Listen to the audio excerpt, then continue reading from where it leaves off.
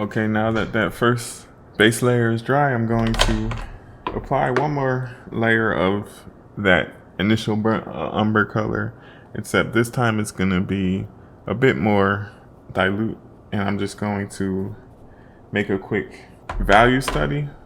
So looking at the reference here, I wanted to try to simplify the reference image into 2 or 3 values. So basically, I'm gonna group all of these front planes together as one value, and then the rest of it as another value, and then maybe isolate highlights for sort of the lightest areas. This is just a way to understand the simple value structure of the image. All right, so basically just gonna value group the entire front of the statue.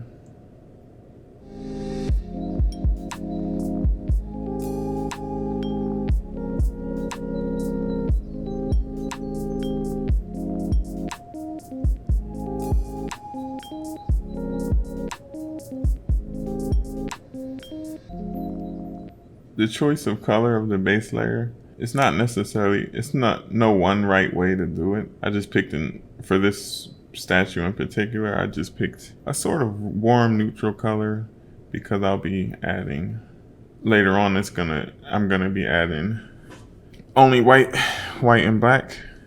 So having this colored base layer will make it a little bit more interesting to look at later on. You can just go straight into painting with black and white if you want to. And that looks like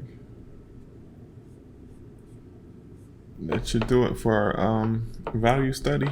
And I'm going to give this a chance to dry before moving on to building up the layers. So once again, I'm going to use the hair dryer just to speed up the drying process a little bit.